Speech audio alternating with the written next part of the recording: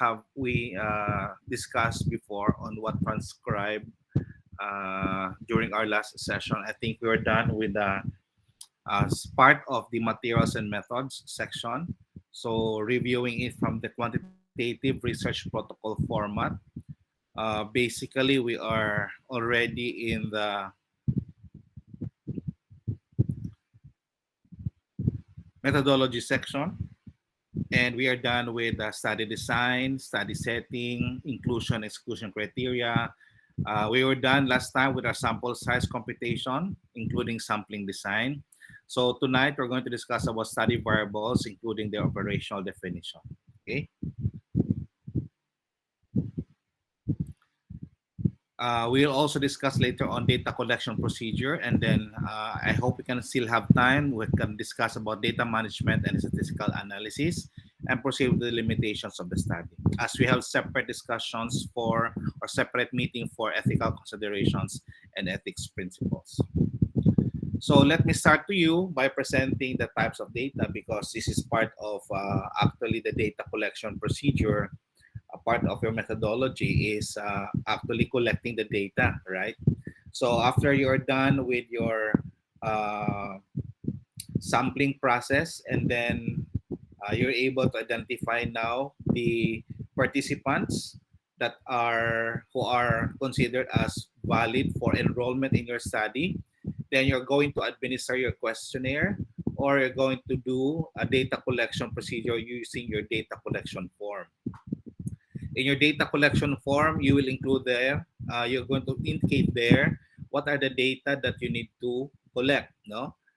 Of course, basing on the objectives of your research. So if your first objective is to describe the socio-demographic profile of the participants, then you're going to describe the characteristics of your participants based on their socio-demographic characteristics. So what are these socio-demographic characteristics? It can be age, it can be sex, it can be educational attainment, it can be marital status, it can be income, or it can be categories in terms of profession, or it can be levels in terms of enrollment basing on the academe, first year medical students, second year, third year, and third year, and so forth, a fourth year. Okay, so these are the data that you will be collecting as part of your research, and therefore it has to be adequately described and defined such that we'll have a proper contextualization of the type of data that you're going to collect. So any data that is required of you basing on your objective should be provided with a contextualization on that kind of data.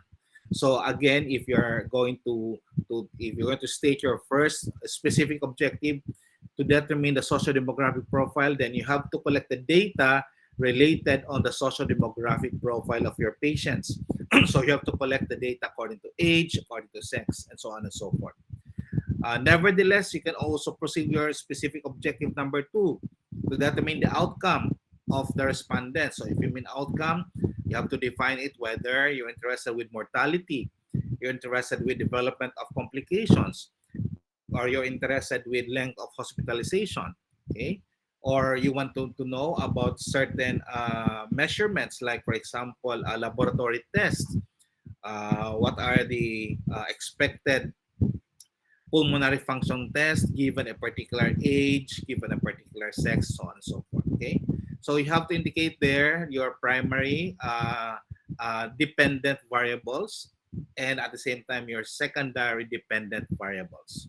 Okay, so in terms of the variables that you're going to collect, these are somehow reflected or being measured as the type of data that you're going to collect. So if you're going to say your first objective socio-demographic profile, and the first socio-demographic profile is age, then you have to define what do you mean by age. How is age being defined in your research? Okay, how is age being operationally defined in your research? What about sex? How is sex defined in your research? Okay, these are what you call as independent variables. These are the characteristics of your patients. Okay, Then you have to consider also your secondary, you have to consider your dependent variables. As I've said earlier, your dependent variables may be mortality, morbidity, length of hospitalization, or certain improvements in terms of outcomes like your random blood sugar, fasting blood sugar, or even pulmonary function test. Therefore, you have to define this data basing on the objectives of your study. So in terms of the data that you're going to collect, we classify them based on two general categories. Data can be classified as categorical or it can be numerical. So if we mean categorical, then examples of these are data or information that relate to certain categories, defined, for example, by your marital status. Or what are the categories of marital status? Single, married, widow, separated. And then political party. These are also categories. Political party may be what are the political party you have observed. Okay, or eye color. It can be brown, it can be black, except for using what we call as your contact lenses. These are not true eye colors. So you can define your eye colors whether you have brown or black for Filipinos. Okay. Meaning to say, if you define your data based on their categorical definition, then you have to consider the different categories of each of these variable. Okay? So do not give me the definition of marital status based on how it's being defined in the book. Rather, you're going to provide me a contextual definition of marital status based on how you're going to use that in your research. Okay? Now, data can also be classified as numerical. Meaning to say, we are counting your data in terms of numbers. Okay?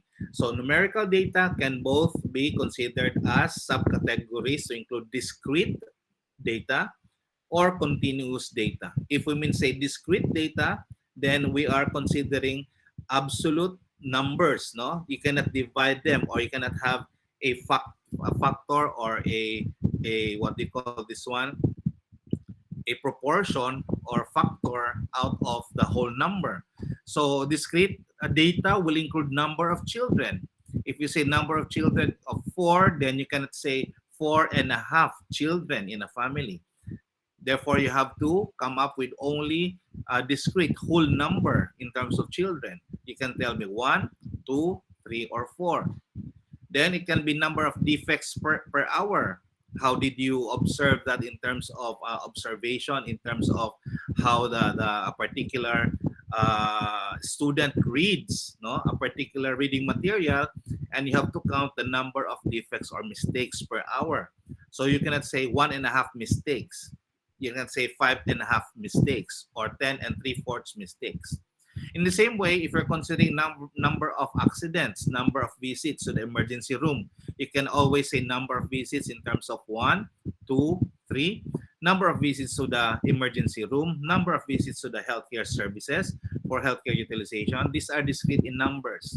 Or even accidents as 1, 2, and 3. You can never have accidents as 1.5, or number of visits as 2 3/4. Therefore, these are certain data that can be counted, but they should be reported as discrete whole numbers. Okay. Now, numerical data can also be in the form of continuous. Okay. Ibig sabihin is a spectrum of values from 0 to infinity. And these are characteristics of your patients. It can be height, it can be weight, it can be your fasting blood sugar, it can be cholesterol levels. No? So we measure weight as 0 if walang weight. Of course, participant does not have to be the participant shall, of course, there's no participant that has no weight. Absolutely, meron talagang weight ang patients ninyo. So you can count your patients at the weight of, let's say, 50 kilos, 50.2, 50.8, 51.7, 60.9. So it's a spectrum of counting your values in a continuous process. Okay? All right. In terms of temperature, temperature is another characteristic of your patients. I-measure mo kung febrile ba yung patient mo or hindi. Okay? So you can have 37.8, 37.5, 36.8. Now, in terms of temperatures, kunyari, nasa laboratory ka, you have to measure your temperatures, or, for example, ano yung tawag nito? ano yung temperature of a particular room. For example, sabihin mo negative 2 degrees or 0 degrees or 5 degrees, no? In that case, even if you say that the temperature is 0 degrees, it doesn't mean that you don't have any temperature at all. 0 degrees in terms of temperature is a measure of relativeness in terms of how cold or how freezing na ba yung temperature. But if you have a temperature of 0, it does not necessarily mean that you don't have a temperature compared to other variables, continuous variables like age, weight, height, and so on and so forth. So kung 0 ang weight mo, therefore, walang weight yung patient. If the weight is 0, then you don't have any height. Okay? So these are different in terms of interval types of variable, wherein temperature is a valid example of that. That indicates somehow that if a value of 0, it indicates a particular temperature relative to the coldness or the hotness of a particular temperature rather than the presence or absence. Okay. So in summary, in terms of the data, you have to tell me whether a data is categorical or numerical. If numerical, it should be further classified as discrete or continuous. Okay. So these are the data that you'll be collecting. It can be your independent variable. It can be your characteristics of your patient, social demographic, clinical variables. It can also be your dependent variable, mortality. Okay, mortality, morbidity, complications, number of days of hospitalization, or number of complications, for example, or their responses to the examination. Let's say, for example, you have a questionnaire on mental health status, no? Meron ka yung DASS, Depression, Anxiety, Stress Scale examination. Or meron kang quality of life questionnaires that you are going to provide, and you are going to get the scores of your patients.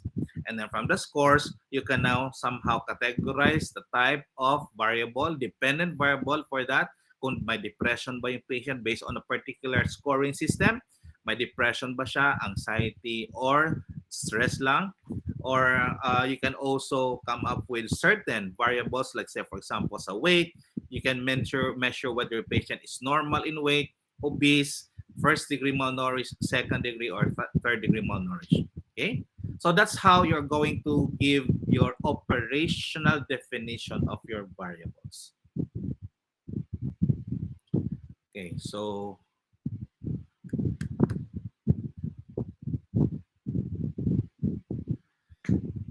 variables are also defined separate from those concepts we mentioned relating to measures. So if we say variables, these are still data that you need to collect. No, these are characteristics or data that you need to collect that are measured numerically or in terms of categories. And we have already described a while ago what are the data that represent your variables that are measured categorically or numerically. Kung numerically or continuous ba siya, whether it is discrete, remember this slide, discrete or continuous. But nevertheless, these are numerical in terms of measurement.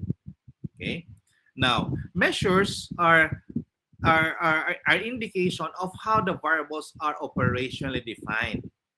And then you may indicate the categories if applicable. So as I've said earlier, if you are familiar, if you're able to recall our discussion, so if you mean weight of your patient, then you can just indicate the weight of your patients. Pwede, absolute, no? Wala kang ibang ginagawang categories. Kung anong weight ng patient mo, then you're measuring it as the actual weight of participants.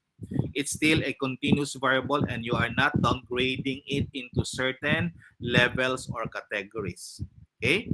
So in terms of mental health status, then you can categorize them based on their actual scores from the DASS questionnaire, or from the DASS questionnaire scores nila, you can classify them whether if the patient has a score of, let's say, 37 to 35, normal, then kung 35 up to 30, depression, 30 to 25, anxiety, and then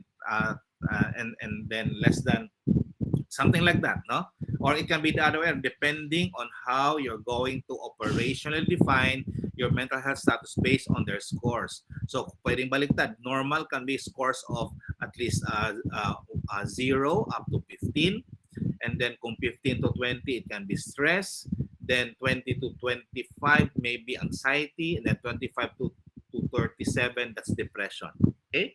So that's how you operationally define your mental health status. Now, if the variable you have is a nutritional status, then nutritional status can be measured in terms of weight din, di ba? As I've said earlier, yung nutritional status ng patient mo can be measured in terms of their body weight, actual weight ng patients mo. But from the actual weight, you can further categorize these patients whether they are obese, okay, based on their body mass index. Therefore, you have to measure the weight and the height of your patients in order to get the body mass index as a measurement or a measure of the nutritional status. So based on the body mass index results, if you have, let's say for example, BMI of more than 30, then we classify them as obese. If you have BMI of, let's say for example, 18 to 25, then it can be normal. Okay. Then if we have body mass index of, let's say for example, less than 18, okay, or simply pwedeng weight din ng patients mo kasi yung obesity and normal body mass index are measurements, normal obese and then moderately obese, severely obese. Meron ding measures of malnutrition based on actual weight din ng patients mo, no? For example, if you have 25% from the predicted value of a particular age, then you can consider as first degree malnourished, and then so on and so forth. Meaning to say, the definition of a variable will depend on how you are going to use that variable in your study. So if you mean the weight of your patient, then tell me if you are just interested in terms of the weight of your participants, actual weight nila. But if you're going to measure them based on their nutritional status, based on their body mass index, whether they are obese, normal, then you have to compute for your BMI. And your BMI has to consider your weight and the height of your patient. Now, yung mental health status, if you want to identify kung level of or categories of mental health problems like normal health status, depression, anxiety, and stress, then you have to consider the categories based on their scores according to the DASS scoring system. Okay? Or basing on a quality of life questionnaire, then you can say impaired quality of life or normal quality of life. If you have a questionnaire on vaccine hesitancy and you have a particular questionnaire, for example, then you have to tell me if the patient scores, let's say, 15 and above from a total item of, let's say, 30. If the scores are 15 and above, then the patients are classified as vaccine hesitant. If the scores are 14 and below, then these are non-vaccine hesitant participants. So it's something like that. You have to provide a contextual operational definition of your variables on how these variables are being used in your research. Is that clear? Now, as I've said earlier, you have to indicate the variables of the study. What are the independent variables? The variables that you can manipulate, no? And then what are the dependent variables that you're interested with? Most of the time, if we are into something like health researches, like epidemiological researches, we are interested about health outcomes like mortality, morbidity, duration of hospitalization. If your study is more of a randomized controlled trial, then you have to tell me about the outcomes. If the outcomes are certain related to efficacy, therefore that's improvement in terms of mortality rates, then that should be defined as the primary outcome variable. So if the mortality is the primary outcome variable, then you can also indicate secondary outcome variables if you have more than one dependent variable. For example, yung primary outcome is mortality and your secondary outcome is morbidity, or it can be complications, it can be adverse events, it can be duration of hospitalization. You can have more than one outcome variable, but you have to make sure what are the primary outcome variable and the secondary outcome variables. Okay, as you have recalled it last time, when computing for your sample size, always base it on the primary outcome variable of your research. Okay. Now, it is also helpful if you can still recall your conceptual definition, conceptual framework of your study, wherein there is a graphic representation on how you treat your variables, independent and dependent, and their relationships. It also best when you provide a definition of your variables to provide a graphic outline of the study design and procedures using a flow diagram in order to provide that these are the variables that you're going to collect during the conduct of your study. Okay? So, if you are involved in a study that include certain procedures, or it can be experimental in nature, then you have to specify the methods. You have to include the instruments that you're going to use, or if you're going to use the questionnaire that will be used to measure certain attributes or certain variables. Okay. We're going to have a lecture on that since this was supposed to be the lecture of Dr. Martinez, no? The instruments and the questionnaires, their attributes, and how to interpret them. Now, you have to consider also doing pre-testing, no? If you have a validation of a particular questionnaire that will be used as a tool to measure a particular outcome. As I've said earlier, kunyari, vaccine hesitancy, yung primary outcome variable mo, you have to determine now the vaccine hesitancy among elderly population in a quantitative or survey method. But you don't have any tool to measure vaccine hesitancy, no? Therefore, you can use certain questionnaires in the form of a tool that will assess whether a patient or an elderly is vaccine hesitant or not. Now, before you're going to use that tool or questionnaire, you have to do a pre-testing, or you have to validate that questionnaire, whether the contents of that questionnaire and the process of answering the items of the questionnaire are valid and reproducible. Okay? So aside from that, you have to indicate the methods on how the instrument will be administered. If you are using an instrument, then are you going to use blood pressure apparatus? Are you going to use a spirometry? Are you going to use a laboratory test, no, in order to measure certain variables? So kung temperature, you're going to include thermometer, then anong brand ng thermometer?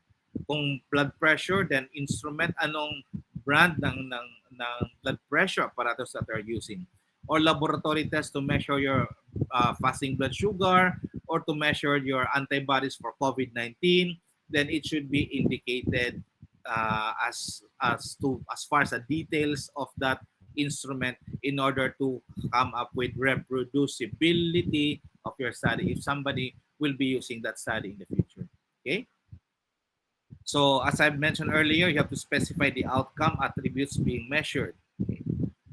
Now, if you have a randomized controlled trial design, then it's a little bit tedious and more stringent in terms of characteristics and qualifications of an RCT study.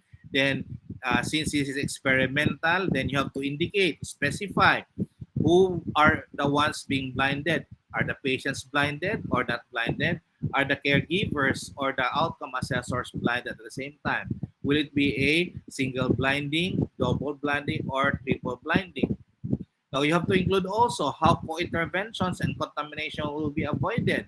Kunyari, meron kang interventions like a program on education. Educate mo yung population mo on HIV awareness, on HIV.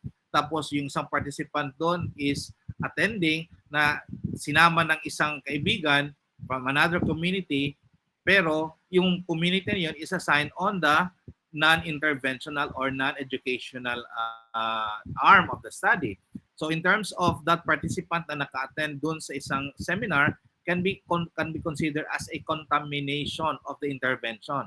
Therefore, pag i-measure mo yung participant na yon dun sa non-intervention group where the patient, that participant belongs, magkakaiba na yung kanyang responses because of certain contamination of the lecture that you have conducted. So you have to consider how contamination will be avoided and how co-intervention will be proceeded. Okay? Specify how compliance, if applicable, will be addressed. And then kung may mga dropouts ka, then how dropouts will be handled. Are you going to exclude them? Or you still have to include them as part of your intention to treat analysis, that dropouts will still be considered as part of the analysis of your research. Okay? And how will you minimize biases in terms of administering the maneuver? Meron ka bang selection bias? Meron ka bang measurement bias? how are you going to address all of these biases during your data collection process. Now, you have to specify kung meron kang randomized controlled trial design uli, you have to specify how patient allocation will occur if an experiment and how the code breaking will be avoided. Magkakaroon ka ba ng isang sequence of all the medications that will be considered as the order on how this will be provided or given to every prospective patient, or what we call as allocation sequence, no? And then in cases of, let's say, for example, adverse drug events or adverse effects, or may namatay, no? Hopefully wala. May namatay dun sa study mo, then how the codes of the medications that were given to patients will be broken in terms of adverse events. Otherwise, kung walang mga adverse events, you have to ensure that the codes that each patient has received should be preserved until the end of the study. Code breaking should be avoided during the entire process. Now, you have to describe also the maneuvers or procedures sufficiently, as I've said earlier. You have to describe the procedures in detail, sufficiently and precisely, so that if others will try to copy or do research related to your research, then they can reproduce the same results as that of you, because you are using essentially the same data collection procedure or maneuvers or intervention. And of course, you should also include the format and procedure of voluntary, written, and informed consent. No? So, when you measure your outcomes, how you should be able to describe the outcome measurements on how the outcomes will be measured. Sino ang magme-measure ng outcomes mo? Sino magme-measure whether the patient has improved from the treatment? Sino magme-measure if the patient has developed adverse events? Sino magme-measure if the patient survived or alive?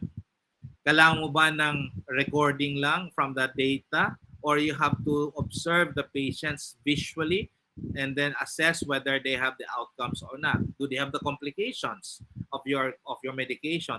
Did the patient develop adverse drug reactions? Did the patient extend the hospitalization? So in terms of the ones assessing these outcomes or dependent variables that you're going to assess, are these assessors blinded also?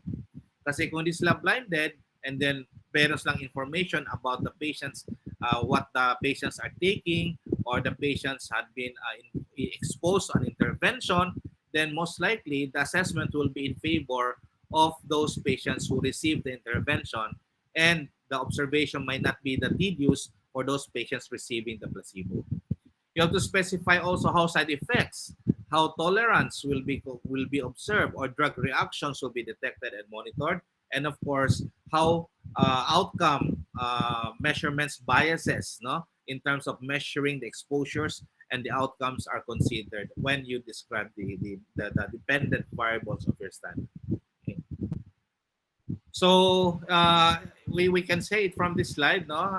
In terms of data collection, you have to tell a story, no? In short, for every prospective patient that you invite, that you include, then that patient should undergo a story on how the processes will be conducted in terms of the data that you're going to collect.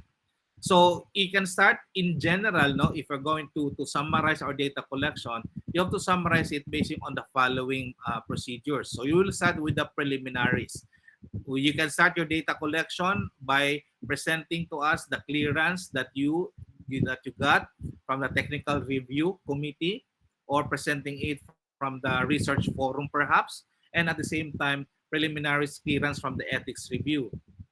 Okay, if your research is a field study, then you have to consider also yung consent mo or clearance from the local government unit officials, or from the barangay health station nurses or midwives or doctors that are included in that study. So after the clearance has been provided, then you can start describing the next phase will related to be recruitment of your patients and enrollment of your patients if they have passed the eligibility criteria. You should indicate the number of participants, meaning to say based on sample size computation, the recruitment process. Ano bang recruitment mo? By invitation ba siya?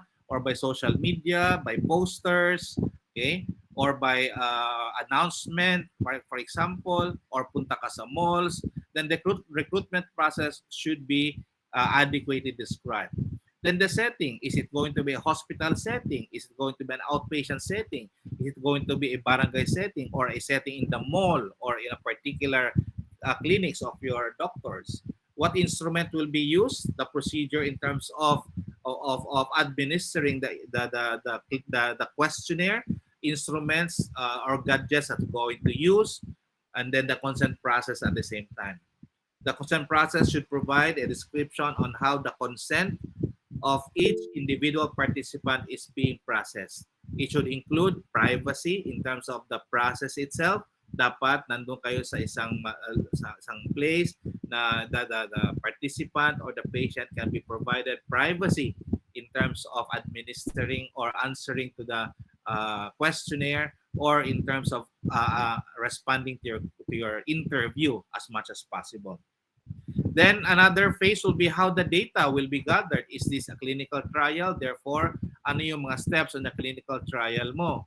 So in terms of randomization, allocation, blinding, that should be adequately measured in the process. So after that, how frequent ba yung observation mo? At the end of, let's say for example, 1 hour, mag-observe ka na kaagad, or after 1 day ba, after 1 week, after 2 weeks, ilang beses ka mag-monitor? Once lang, twice, 3 times, 4 times, 6 times, so on and so forth. So paano ba yung data mo na mai-gather? Are you going to use interviews, like using K-informant interviews or focus group discussion? Okay? Or are you going to observe lang your patients, no? On how they perform particular activities, or self-administered interviews, no? Or self-administered questionnaires at the same time. So these are the processes on how the data will be gathered. So if you're using an instrument, then it should include the number of questions, the type of the scale. Are going to use the Likert scale or a graphical spectrum of certain responses. No, you can use yung tawag ito, yung smiley, no, that will reflect as a responses of your patients. For example to pain. How is their pain before and after administering a particular intervention? Then if you have an instrument being used, then are you going to validate that instrument? Meaning to say, you're going to conduct, for example, pre-testing, and then do a pilot testing at the same time to determine whether the questionnaire is a valid questionnaire that can be used as a local version of the original questionnaire. So that should be adequately described. Then who are the enumerators? Are going to include the barangay health workers? Are going to identify your research assistants? Are going to identify some of your colleagues or your classmates to be the enumerators in terms of the data that are going to collect, no?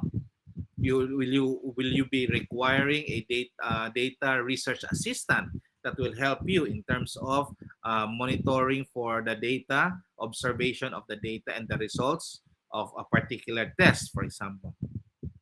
And then lastly, you should indicate how the data will be encoded, no? So from the data collection form, ililipat mo ba yung data mo to another sheet using a software? In that case, you can indicate whether gagamit ka ng tawag nito, ng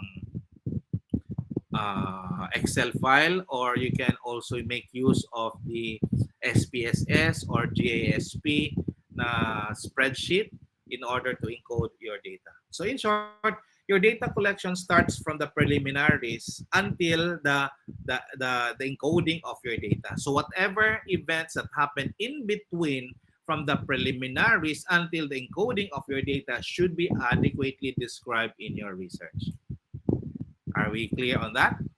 That's your data collection process. Of course, you will have another set of data collection process kung sa qualitative ka or sa mixed method research design.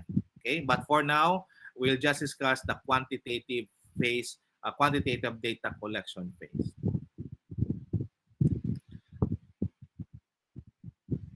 So to continue, after data encoding, then you're going to manage your data. You have to clean your data, of course, and then convert your data into some form of a numerical information.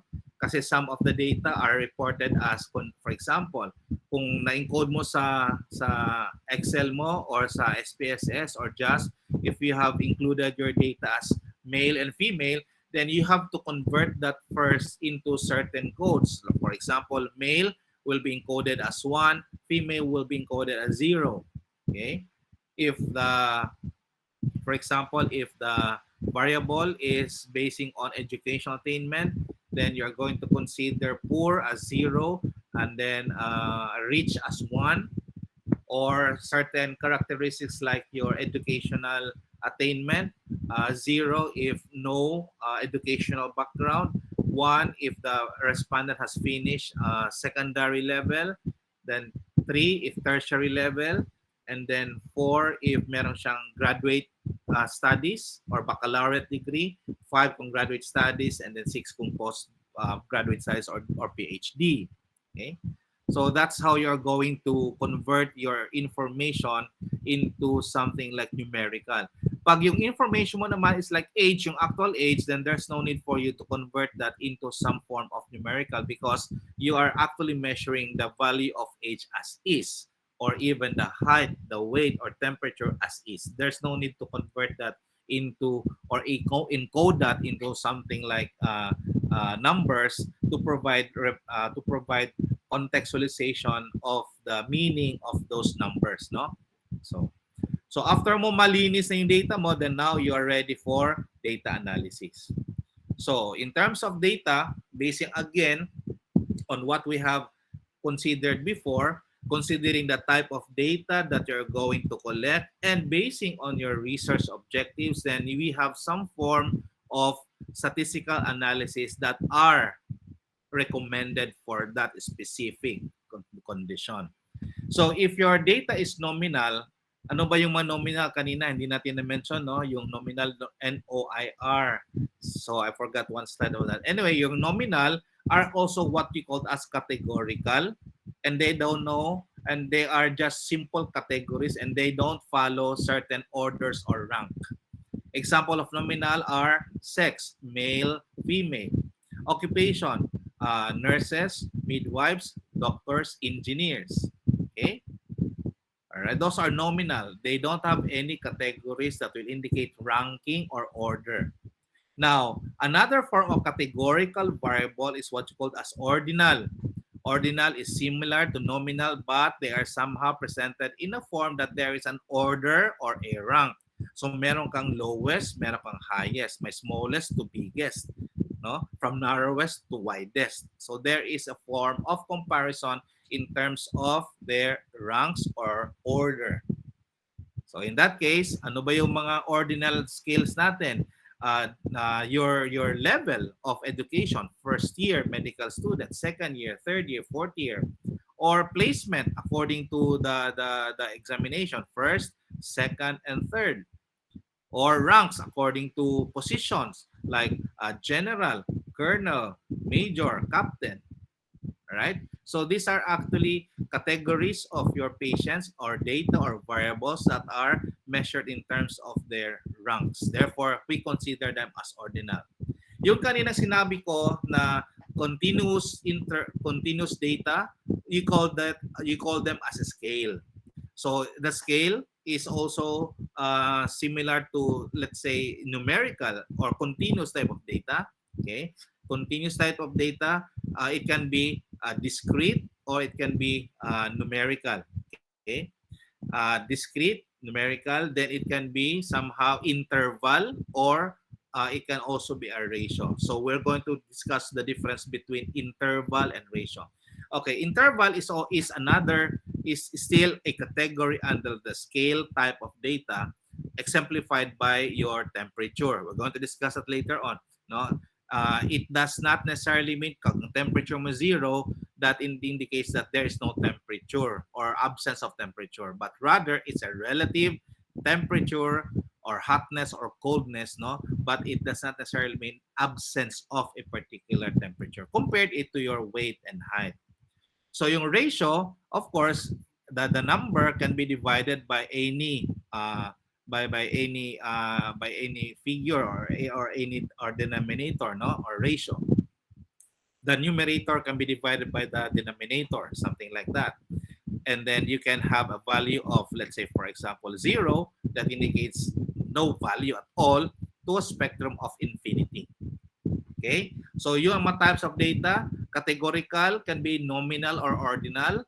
Okay? And then it can be continuous, or what we call a scale. A scale can be interval, or it can be a ratio.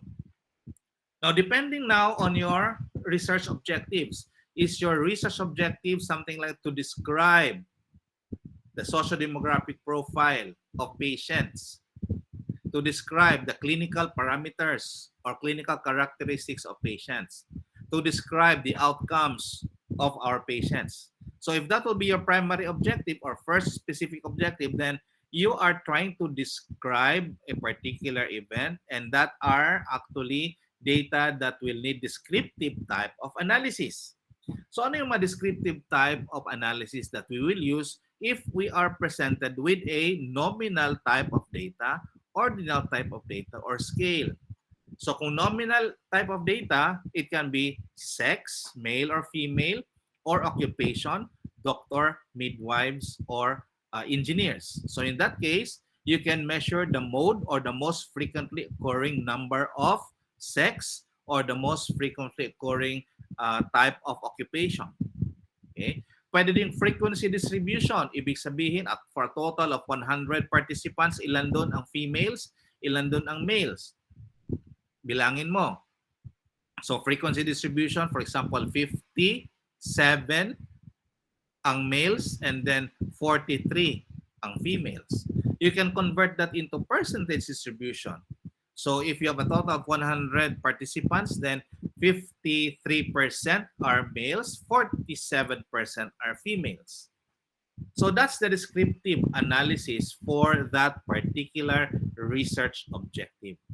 Now, if we have ordinal data, let's say, for example, the levels of year levels, no, of medical students, first year, second year, third year, fourth year, or the degree of COVID-19 severity, mild, moderate, or severe, then we have to analyze this information or data as ordinal type of data, and we can describe them basing on analysis still by making use of the mode, or the most frequently occurring occupation, or the most frequently occurring level of year level of medical students, or the most frequently occurring severity of COVID-19 disease. Or you can also present us as frequency distribution. For example, if you have 50 participants, then you have to tell me how many of them are first year. You can say 15 ang first year, then second year is 10, ang third year is, let's say, for example, 10 also, and then a fourth year is 15. So something like that. That's frequency distribution. You can convert that into percentage distribution pa rin, relative to the total number of first year of all the participants. So 15 out of 50, that will be how much? 10 out of 50, and then 5 out of 50. That can be your percentage distribution. So those are the nominal and ordinal, or in general, categorical types of research variables. Now, what if you have continuous variables in the term, in the scale, no, type of data? Then, since continuous yung variable mo, if you want to describe your age, okay, if you want to describe your random blood sugar, your FEV1 scores, or the antibodies for COVID-19, then you have to compute for your mean and standard deviation as a descriptive type of analysis in that particular objective, specific objective. Describe the socio-demographic variables, describe the clinical parameters, no? If the variable there is a scale in terms of age, in terms of height, in terms of weight, then you have to analyze them in terms of mean and standard deviation. Or can also make use of median. Okay, the most that's the most middle, the middlemost point of the, if you're going to spread all your information. Okay, so that's as far as descriptive. Basing on descriptive analysis, that's most likely your specific objective number one. to describe the socio-demographic characteristics of patients or to describe the clinical characteristics of patients. Then tell me which of these characteristics are categorical, which characteristics are numerical. From those na categorical, which of these categorical variables are nominal or ordinal in nature. And you can provide analysis of those information using your descriptive statistics or descriptive analysis. Okay? Now, if your objective is to determine the relationship between two variables, but the variables you compared are not considered as independent or dependent. You're just correlating, let's say for example, age and educational attainment, but you are not yet assigning age as a predictor of educational attainment. Parang hindi naman siguro siya tao nito, no? In terms of relationship na age is a predictor of educational attainment, something like parang it's off. It's somehow cannot be explained empirically or logically. So in that case, you can say that I'm just interested on determining the relationship between age and then height. So age is what? Age is a continuous variable. It's a continuous variable. And then your educational attainment is what? Ordinal siya. Di ba? So ordinal siya. So meaning to say, you have a data now that is considered as ordinal scale in terms of your in terms of educational attainment. So in that case, when you correlate variables na in an ordinal type of data like educational attainment with your age, which is continuous, then you can use your Spearman's rho or your Kendall's tau. Okay? So from there, you have to tell me about the age of your patients who are what you call this one as mild COVID, and then the age of your patient as, for example, moderate COVID, and the age of your patient as severe COVID. Then you try to correlate whether there is a relationship between age of your patients and their severity of COVID-19. And that makes use of Spearman or Kendall's tau. Now, ito, scale in terms of both variables as are being correlated. So examples of this will be your age as continuous variable and your scores from the examination. No? Are these correlated? So both scores from the examination and your age are all continuous variables or scale in types of data, then you are going to make use of Pearson R in terms of correlating whether age is correlated with the scores. The higher the age ba, then the higher ba the scores in the examination. The lower the age, then the lower ba the score. Or it can be the lower the score, the lower the age, something like that. No? You're not yet appointing your age as a predictor of the scores, but you are just correlating them. Therefore, there's no assignment yet of which among the two is the independent or dependent variable. Okay?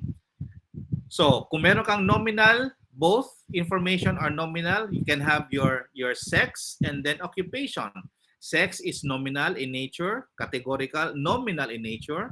And then your occupation is another nominal type of data. If you want to correlate whether your sex is correlated with occupation, if you're a male, then most likely there will be more doctors. If you're a female, then there will be more engineers, something like that.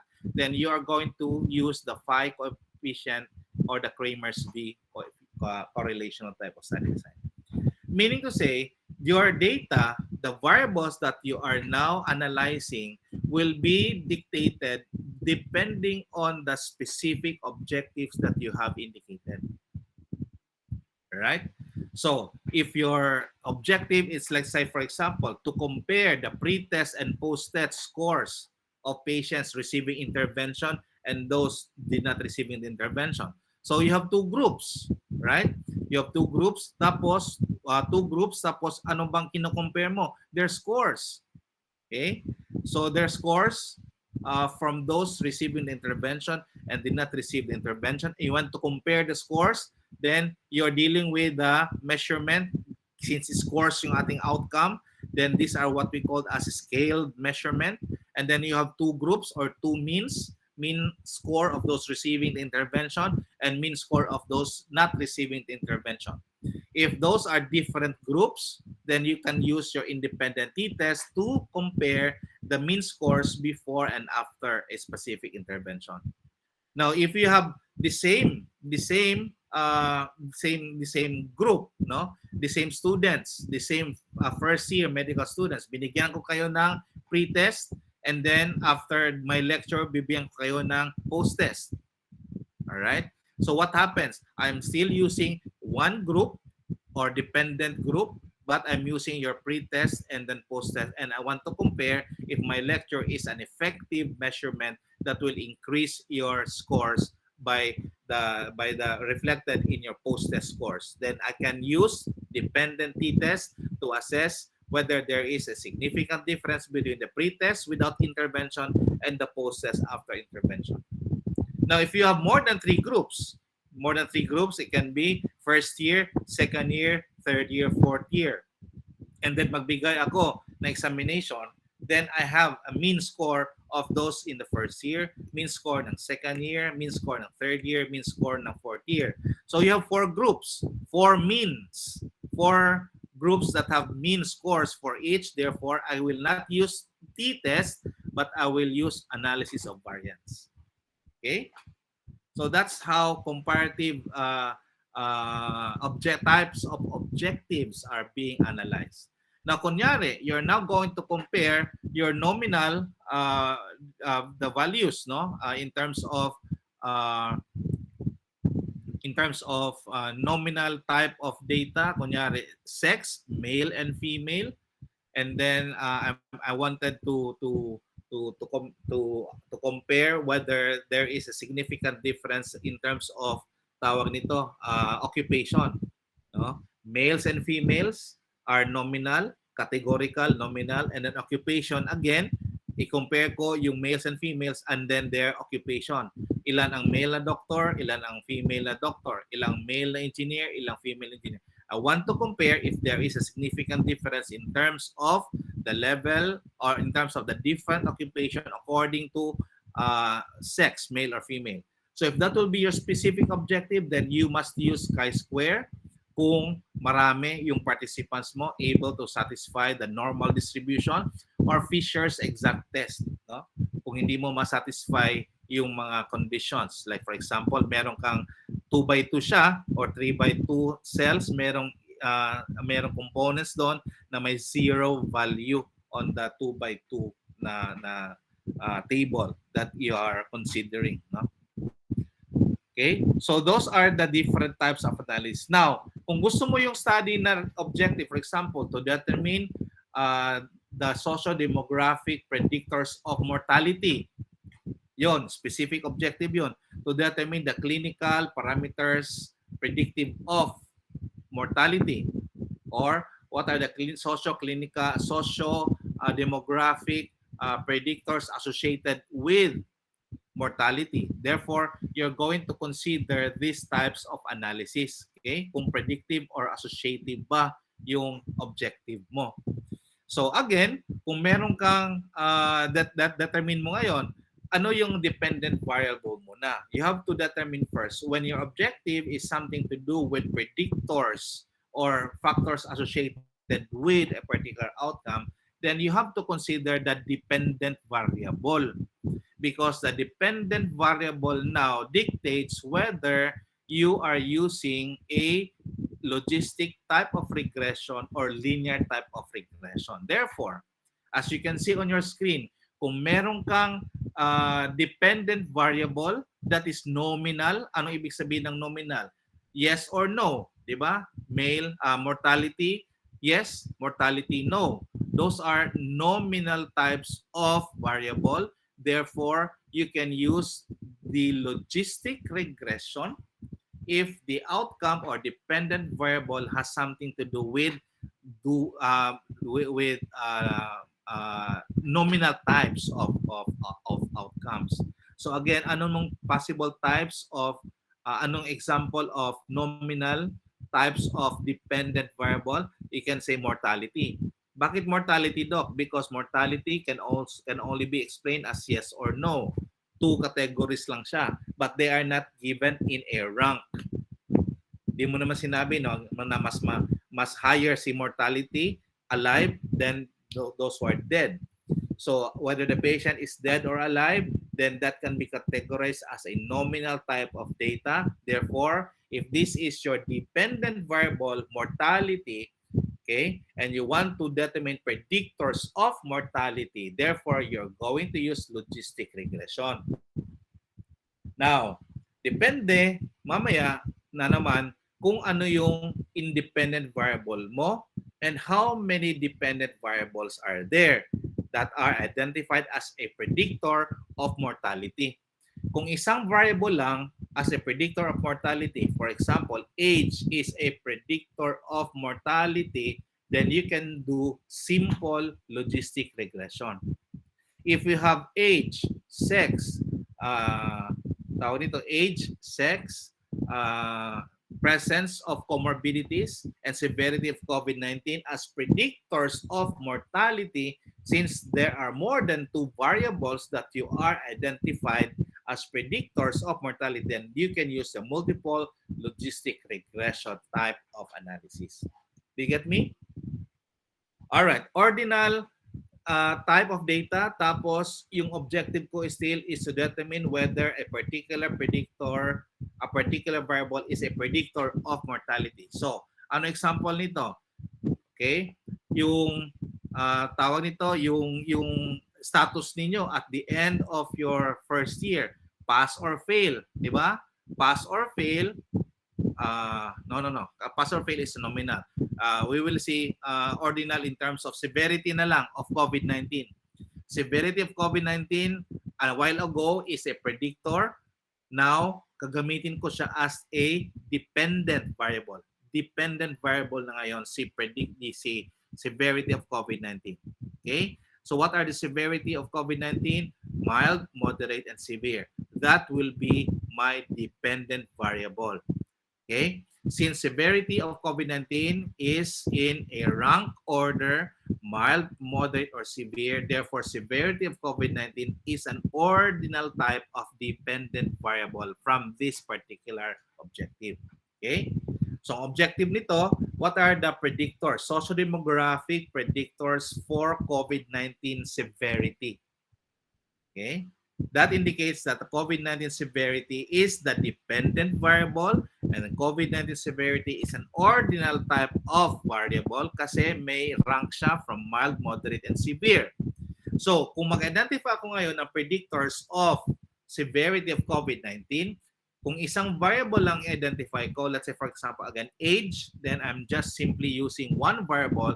I can use the simple ordinal regression in order to analyze whether age is a predictor of severity of COVID-19.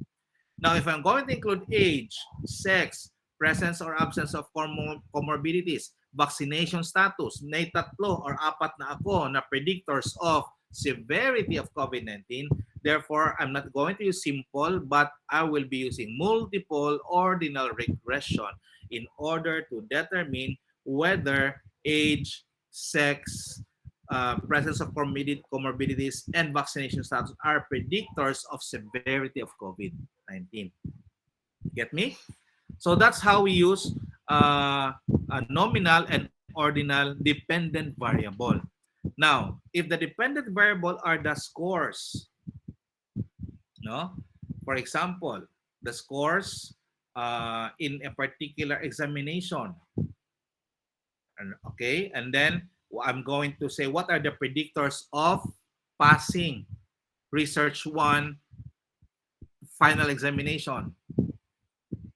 So my dependent variable now is passing tawag nito, will be the dependent variable. That means what will be your final grades in terms of research 1. Okay? And then I want to identify what are the predictors of passing the final exam. The final exam is the scores that you will have that as your performance dun sa final exam. And the scores are measured from 60 to 65 to 70 until 100. It's a continuous variable. Therefore, the scores in the final exam is a scale type of data. Okay. And I will be using linear regression in order to determine predictors of your final examination test scores. Okay? So if I'm going to identify sex as a predictor of the scores, then I am using a simple linear regression. If I'm using sex, if I'm using tawag nito, if I'm using your gender, a male or female. Number two, whether you are what do we call this? You are other predictors will be uh, educational attainment mo, whether you are a graduate of a medical related degree or a non-medical related degree. Okay, will it be a predictor of passing the scores in research one? Or number three is in terms of number of hours of studying. Okay, if your number of hours of studying sa research will be 1 hour or 2 hours or 3 hours in a day, then will that be a predictor for passing the examination? So in that case, I'm using the number of hours, the sex of the respondents, and these are at least more than two types of variables that are predictors of your scores. Then I will use a multiple linear regression to analyze the predictors of passing the research one examination. So do you get me? So the type of analysis will depend on the research objectives ninyo. So dapat align talaga yung analysis ninyo, your specific type of research statistical test will be aligned to your specific research objectives. If your research objective is descriptive, if your research objective is correlational, if your research objective is comparative or predictive or associative, then you will now dissect what are the variables that you're going to describe, correlate, compare, or associate with. Okay? If these are nominal, ordinal, and scale, then we have a spectrum of different types of research statistical tests that you're going to use in order to satisfy your specific objectives or answer your specific objectives. Okay? I hope we are already familiar with this table. In just one glance, alam mo na kung anong dapat analysis na gagamitin mo basing on your research objectives. Okay? I hope we are clear on this one. So paglabas ng exam mamaya, if you have examinations, for example, particular examples of scenarios, then you will know what to do in terms of the analysis that's being required for you to do. I hope that's clear. All right, these are the common statistical tests, no? Basing on objective, are going to compare difference within related samples, compare difference between independent groups, correlation or association without modeling, or correlation or association with types of regression. Then these are the different representations again of what we have discussed earlier, no? Another table din to, basing on the objective. Okay? So yung objective kanina is nasa X sa top. The objectives now are now on the first column. Okay? And the scale of measurements na earlier nasa left column, this time na nasa sa upper level. So that will also provide you a separate contextualization of the common statistical test just in case kung mawala kayo.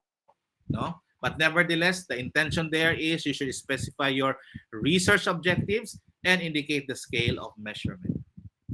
Okay? So I think this is just a duplication, another perspective, another side of the box as we have discussed it from the earlier slide. But rest assured, you'll never go wrong whether yung objectives mo are nasa taas, okay, on the first row, or yung objective mo is nasa first column. That will still be consistently and still be the same whether ibaliktad mo sila or hindi. So we'll now go with the statistical test. Of of course, our objectives will be for us to understand the difference between the types of data that we have discussed earlier, and then we learn how to analyze each type of data, okay, based on whether these are categorical or numerical types of data. So these are more specific examples. Okay. As we have said earlier, there are two types of data, categorical and numerical. We don't need to emphasize that further. We're already familiar with categorical or numerical. So in terms of levels of measurements, then we can identify different types of data if these are categorical. As I've said earlier, kung categorical lang yan, the data, think whether these are nominal or ordinal. Okay? And we have already provided examples of a nominal type of data and ordinal type of data. But rest assured, these two, nominal and ordinal, are what you call as categorical data. Then you have numerical data also. We also call this numerical data as continuous types of variables. We classify them whether they are interval or ratio. Okay. To be more specific, interval specifies certain distances that exist but there are no ratios. Okay. So in short, hindi ka pwedeng magkaroon ng ratio of your temperature. Okay? Kasi yung temperature is the relative degree of hotness or coldness, but it doesn't necessarily mean that the numerator can be divided by the denominator. And then zero is arbitrary and is not an indication of absence of measurement. Okay, let's say for example your temperature, your IQ, you don't have an IQ of 0, that means the IQ is 0, walang IQ yan. Or a GPA of 0 doesn't mean that the patient does not have a GPA. It just tells you that the GPA is really 0. Whereas ratio exists and then 0 indicates the absence of measurement, as we have discussed it earlier. Height, weight. Okay. So let's consider temperature. Let's bypass that since we discussed that already earlier. Discrete and continuous, we are already familiar with that. Okay, so variables and in basing on their classification or types of data are classified as nominal, ordinal, interval, and as ratio measurements. Okay. So basing on this nomenclature, we can probably say that according to types of data, then we can say that there are two types of data, categorical and numerical, or categorical and continuous. No? Pwedeng ganun din. Categorical and numerical or continuous. Then according to the levels of categorical data, we can say that the data is either ordinal or nominal. According to the levels of numerical data, we can say that the data is interval or ratio. Okay, so basing on this diagram, we can classify variable into two broad categories, categorical and numerical. Then kung categorical ka, it can be ordinal and nominal. Without order, then it can be a nominal type of variable. Kung may order siya, it's ordinal. Okay. Interval, if we are using temperature or IQ, then these are what we call as interval numerical type of data. And then if we are identifying particular data that are continuous or discrete, these are sub-specific or sub-classification of ratio as a numerical level, as a level of numerical data. Okay, you have two levels of numerical data, interval and ratio. Then under ratio, you can have continuous or discrete. Okay, I hope we are familiar with this category. Memorize nyo ito in visually so that you will be able to identify your data whether these are ordinal or nominal, interval or ratio, as each of these different levels, NOIR or NOIR, we have a specific type of analysis for each of these levels of measurement. So if your study objective is just to describe a particular variable, then that's what we call univariate descriptive statistics. Okay, if you're going to describe, let's say for example, 6 people with ages 21, 22, 23, 19, 21. Then the mode, which is the most commonly occurring value, is 21. Okay, 21 is the most frequently occurring value in the ages of the 6 individual patients. Now, median. Median is another central measure of central tendency other than the mode, but median is the center value.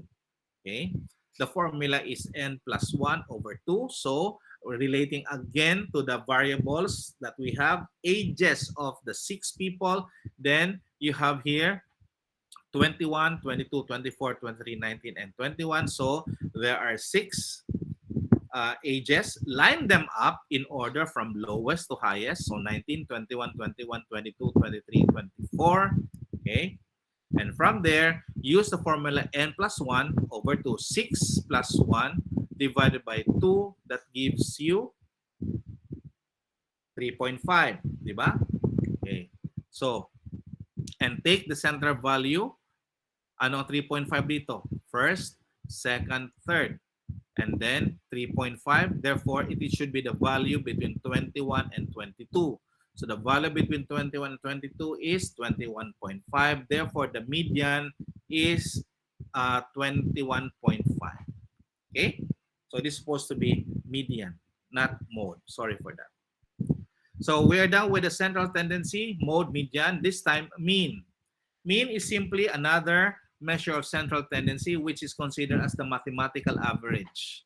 And the formula is simply 3 times the values of the ages, for example, and then divided by the number of persons that are being analyzed. So if you're going to say the mean age of 3 persons, then you have to include the age of person 1, age of person 2, age of person 3, divided by, of course, the total number of people, which is 3.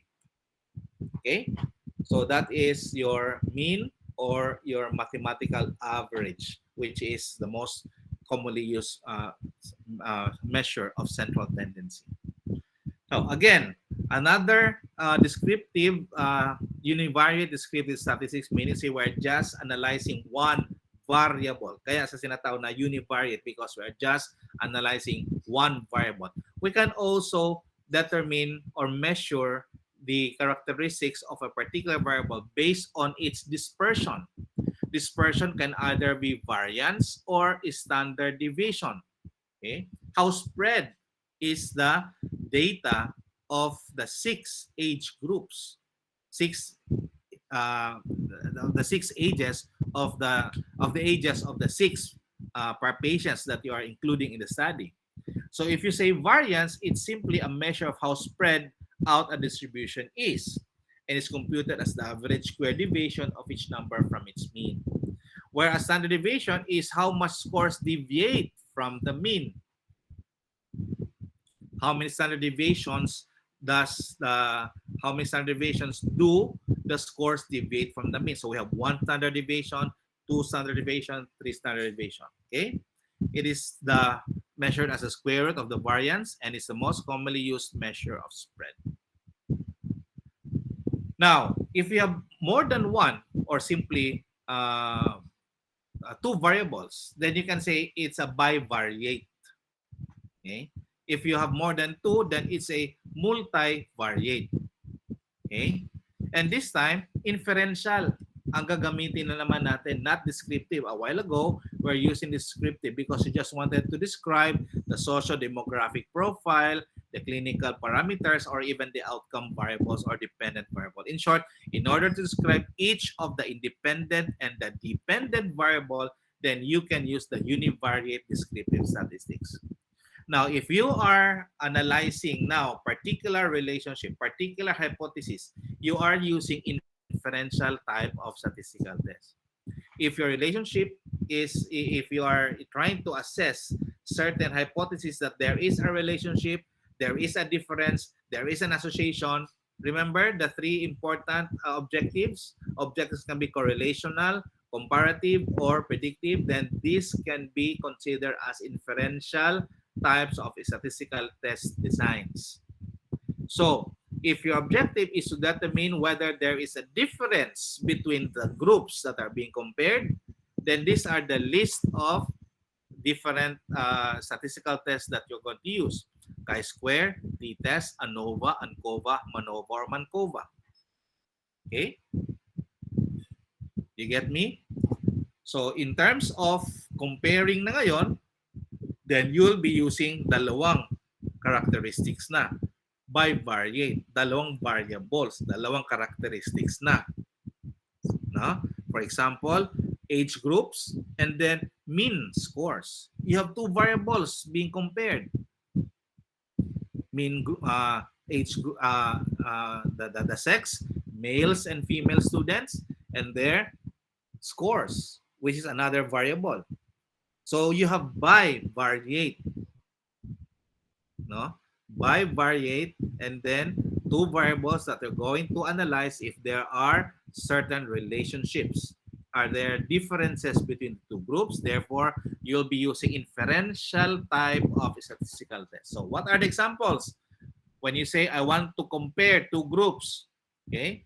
If I want to compare two categorical characteristics or two categorical variables, then I might be using just simple chi-square, whether it is nominal, okay, in nature, or ordinal. Then if you have two groups, related ba or unrelated, dependent or independent groups, tapos may score sila before and after, or pre-test, post-test, or simply the scores between the group 1 and group 2, then I'm using the t-test. If there are more than 3 groups, then I will be using analysis of variance. Okay, we'll describe them individually in the next subsequent slides. But nevertheless, if you have more than 2 variables being compared, most likely you wanted you're most likely interested to determine whether there are relationships, whether there are differences, whether there are association between the 2 or more variables, then you can make use of the different types of statistical design.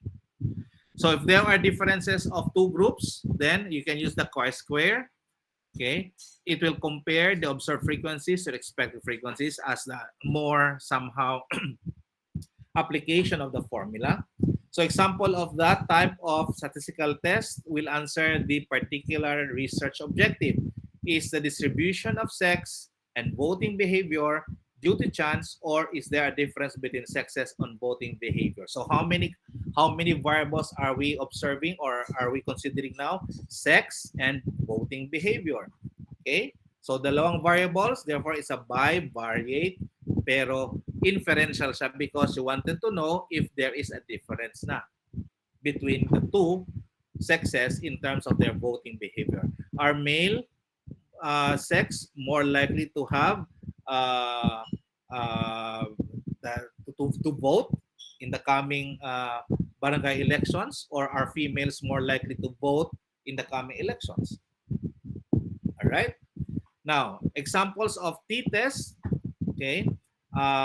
When you look at differences between two groups may be of the same or independent, then you must look at the independent variable. Okay, whether it can be sex, male and female, or it can be your level of education, undergraduate and graduate. Nevertheless, there are only 2 groups that are being compared.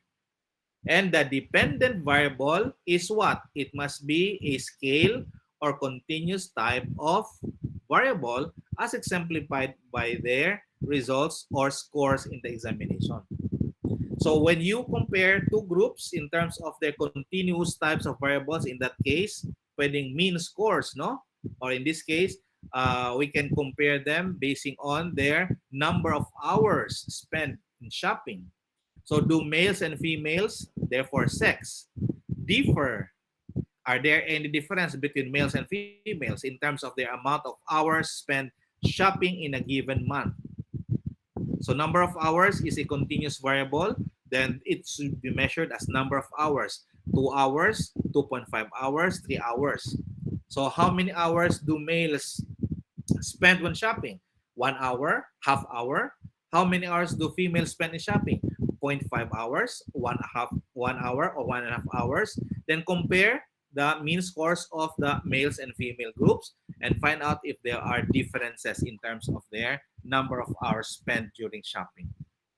You will use t-test. Since these two are independent, separate, then you can use independent t-test. Next, differences of groups pa rin, but we make use of ANOVA if there are two or more groups, okay? And the independent variable has two or more categories. So in short, this ANOVA is the independent variable test.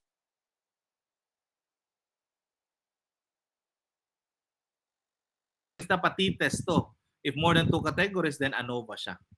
And remember, the dependent variable here is a continuous type of variable. Okay? So in this case, we are measuring the SAT scores. And then, what are the different groups that are being compared? Low, middle, and high income students. So dalawang variables uli. SAT scores as the dependent variable, and the independent variable here are the income of the students. So, do SAT scores differ for low, middle, and high income students? Since there are three groups that are being compared in terms of their SAT scores, then you will not be using the t-test, but instead analysis of variance. Okay. Now, analysis of covariance is the same as that of analysis of variance, but may dinagdag ka na another covariate that may influence the dependent variable. So for example, meron kang isang additional variable, therefore multivariate na siya, independent and dependent, and a third variable which may influence the dependent variable. In this case, okay, SAT score is still the dependent variable. Low and middle and high income students are still the independent variable. Pero sasabihin mo kung may single or dual parenting ba. For those students who have single parenting or dual parenting, do they influence the SAT scores? Okay? Do you get what I mean? The single and dual parenting now is another variable that may influence the SAT scores. Meaning to say, if high income students, are they more likely to have higher scores? But their high scores may be influenced by dual parenting. Pag mag-support si mama at saka si papa sa studying, then most likely the SAT scores will be higher. Or if the parent is only single, then will that be of influence dun sa SAT scores ng different levels of income of students? In short, you are adding now a third variable that might influence the dependent variable. In that case, we wanted to identify whether single or dual parenting will influence the relationship between income to the SAT scores. So we will be using now analysis of covariance, not analysis of variance kasi dalawa lang ang ina-analyze niya. But when you add a third covariate, then that becomes analysis of covariance. Alright. Differences of groups din. Meron ka MANOVA or MANCOVA, as the name implies, multiple analysis of variance, multiple analysis of covariance. Meaning to say, you are now including two or more related dependent variables, okay, other than those variables that you have included a while ago. So when you say, does ethnicity affect reading achievement, math achievement, and overall scholastic achievement among sixth graders? So ilang types of variables na ba to? Ethnicity, that's one. Then reading achievement, that's another variable. Third, math achievement. Fourth, overall scholastic achievement. Five, and then graders, sixth graders. So there are how many dependent variables? Reading achievement, math achievement, and overall scholastic achievement. More than two dependent variables. Okay? All right? Now, you are now factoring ethnicity. Okay? Ethnicity as a probable relationship with the achievements of your students. So multiple analysis of covariance, again, the dependent variable are still more than two. Okay? And then you are now including you are factoring ethnicity that will affect the achievement of the sixth graders, but you are now including the social class. Okay, low, medium, or high social class, will they influence relationship between ethnicity and that of their achievements? No, that is reflected as Mankova. Now, ito yung types natin kanina, the common relationships that we have. Okay, when you wanted to identify two variables, if they are related or associated to each other, do the two variables co-vary with each other? But what is what is somehow to be to be emphasized in relationships, according to correlation, is that the correlation does not distinguish between which of the two variables is the independent and dependent variable. Okay,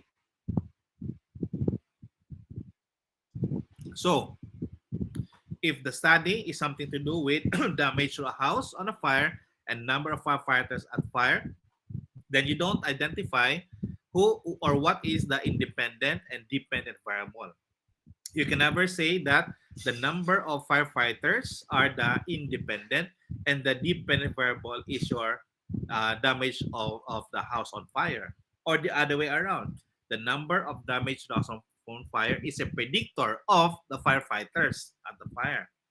So you're not identifying which of the two is the independent and dependent, but you're just interested if the two variables co-vary. Meaning to say, is an increase in damage to the house on fire is also related to an increase in the number of firefighters at the fire.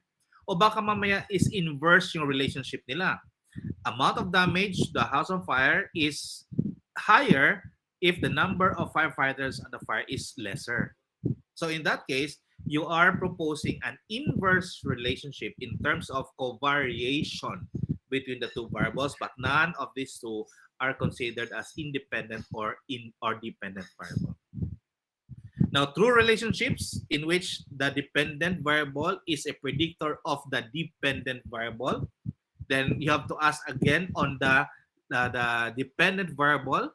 Okay, if the dependent variable is somehow considered as, okay, uh, let us see, if the dependent variable is a dichotomous or a nominal type or categorical type of variable, then you will be using your logistic regression.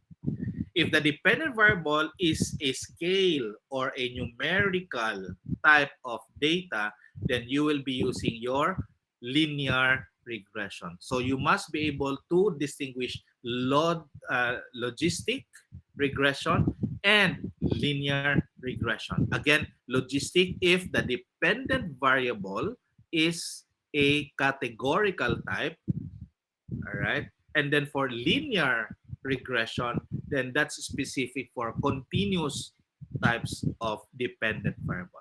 Okay? So, multiple regression, whether logistic or linear, are used for prediction, and it identifies the best set of predictor variables for a particular dependent or outcome variables. You can enter as many as how much independent variable that you want, and it will tell you which of these independent variables are considered as predictors by looking at them at the same time. In short, there will be interactions of the different independent variables in the formula or in the equation that will somehow be an important impact, that will be having its impact in terms of the dependent variable. Okay. So in sequential regression, the computer adds the variables one at a time. So this is one of the process of introducing variables, whether you're going to add or you have to add first, include everything first, and then slowly deduce or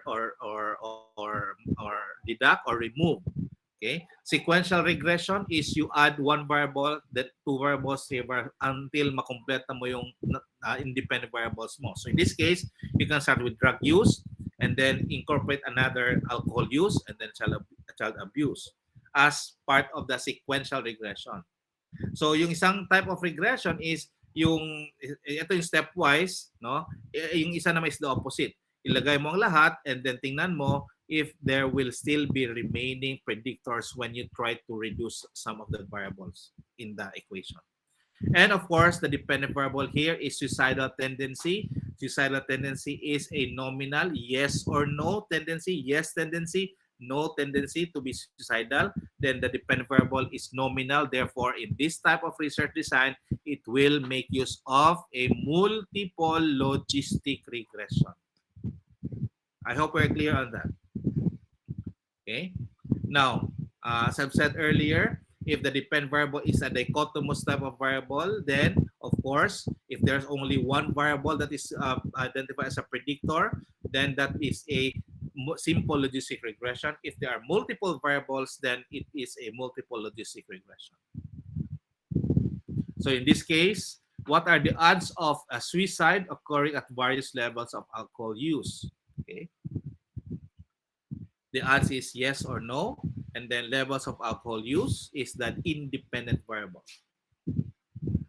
So again, this is another table that will provide you a contextualization of your statistical test when you factor in your independent and dependent variables, or whether you have a control variable, and what specific research questions will be answered by the particular statistical test. So if there is, you look at your independent variable and look at the dependent variable. Count on the number of IVs, count on the number of DVs. Identify the data type of your IV, identify the type of data of your DVs. Now, if you have categorical independent variable and there's only one, and then there's only one also, well, in this case, chi-square, yes, independent and dependent variable, and there's only one, and you wanted to answer the research question, though differences exist between two groups, then you'll use your chi-square. Remember that the independent variables are categorical. The dependent is also categorical. Now, t-test will answer the question, do differences exist between two groups on one dependent variable? Therefore, you have to assess your independent variable and then dependent variable. So since the independent variable are the groups, then if you have two groups, then we can call that as categorical dichotomous.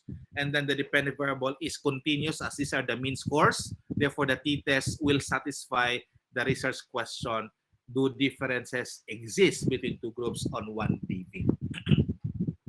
Now, the problem is if there are more than two groups, then your dependent variable are still your scores, and then the independent variables are still different group types. Then in this case, it can be more than two groups.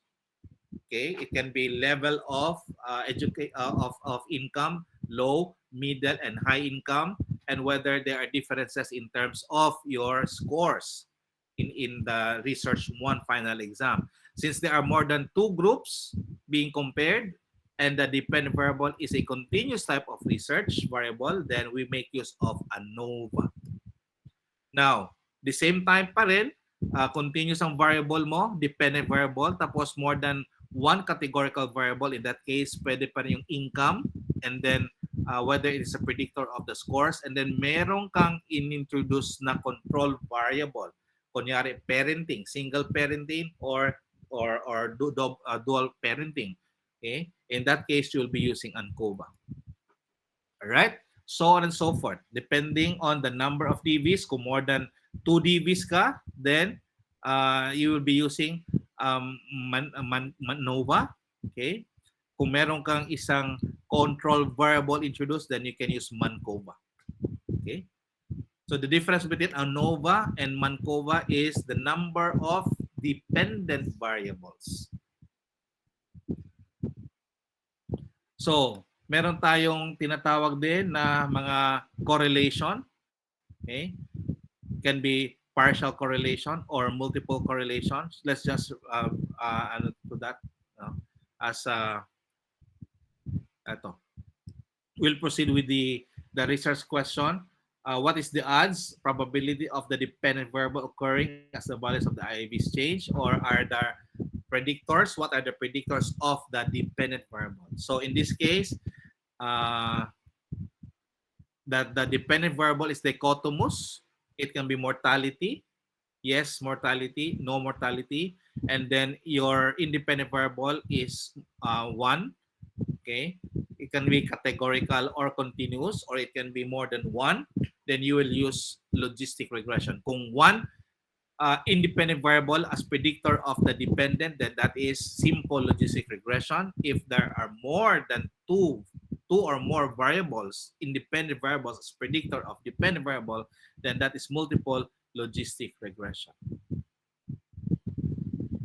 So ito naman si multiple regression, this is linear, no? As you can see, the dependent variable here is continuous variable, therefore linear regression. Kung one variable lang ang ginawa mo as a predictor to the dependent, then that is simple regression. If there are more than two or more variables, then you call that as multiple linear regression.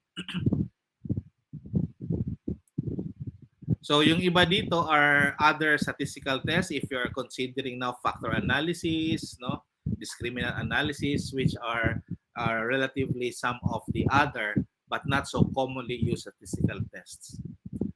So kung group differences again, all right, if you want to determine if the differences between groups occur, okay, if the remember in these types of analysis, okay, you still have to consider your dv and iv.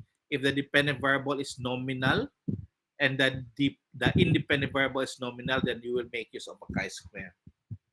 In short, categorical and categorical is chi-square. Now, the dependent variable is continuous.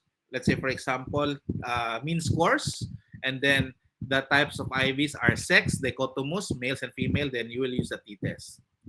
All right? Ito, one categorical, tapos may covariate, then it will become one-way ANCOVA. And then if there are more than two dependent number of IVs is two or more with one covariate, then that's ANCOVA. So this still has something to do with the number of DVs, kung more than two, like achievement score sa mathematics, achievement score, like in your case, achievement score mo sa research, achievement score mo sa physiology, achievement score mo sa biochemistry. These are three important dependent variables. And then look at the independent variables being considered. Then you're making use of a multiple analysis of variance or multiple analysis of covariance if you have a covariate being introduced.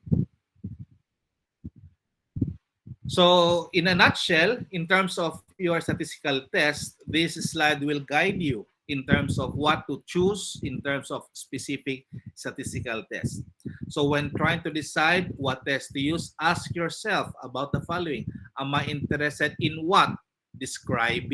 Description lang of a particular variable or association? Then you make use of correlation, simple correlation. If you're interested in the prediction, no, predictors of a particular dependent variable, then you can make use of your regression, be it logistic or your linear regression.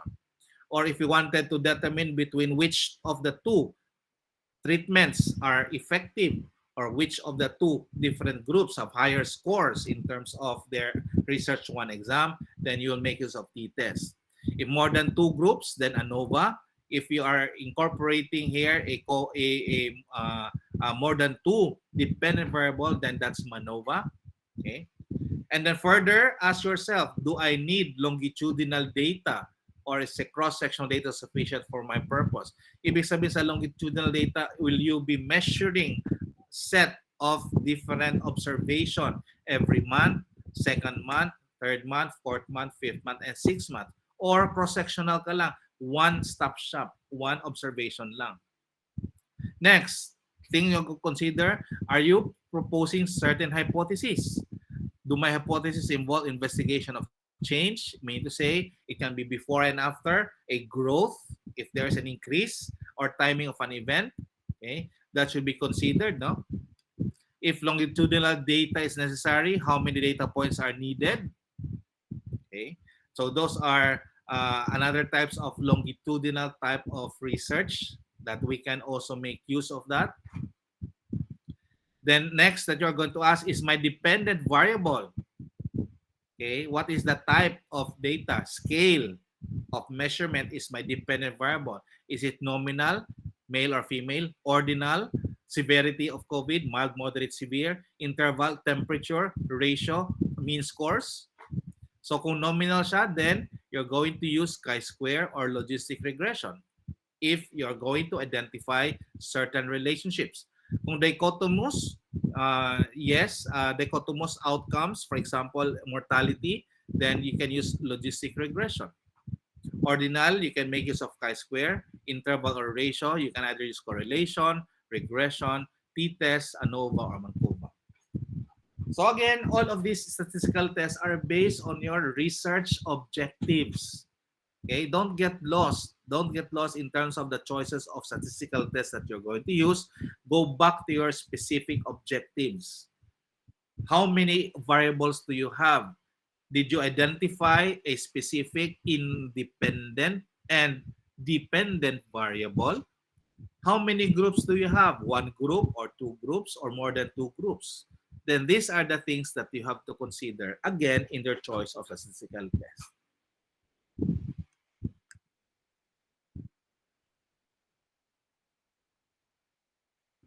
So let us now try to incorporate this time. No? Medyo application na ito, higher form of presentation analysis na to as this will be, I hope you can stay with me in the next 15 minutes now, as these slides, next few slides, will incorporate now the principles that you have learned about certain research objectives and then identifying the appropriate study design for that specific objective and the statistical design or analysis that you will be using for each of the research objective. Okay. In short, we're going to harmonize your research objectives, study design, and statistical design. Okay. So again, this will have to matter on how your objectives are being stated. Okay. But when we say general objective, we usually identify it as a broad, what is to be achieved by the study in general terms. Most of the time, the general objective is somehow connected with the primary outcome of your research. Okay, if you have different outcomes, then you have to include the general outcome of interest. Let's say, for example, mortality. O the mortality lang yung general objective mo. What are the predictors of mortality? So as I've said earlier, if in one, usually one per study, isang general objective and related to the core problem and the topic of the study. In short, it can be the research title. In fact, no, harmonize talaga si research title with that of your general objective. And of course, it makes use of action verb that shows target population and place. Then you also have your specific objectives. Again, your specific objectives can be more than one. It can be 2, 3, 4, or 5, depending on how you're going to proceed with your research, no, with your general objectives. So the specific objective describes the variables that are measured by the study, several in one study, and it makes use of action verbs. So if you wanted to say to describe, then what does it suggest? Then descriptive statistics ang gagamitin natin. Next, if your specific objectives start with to determine correlation, then that will indicate that you wanted to somehow determine if there is correlation between two variables. Okay?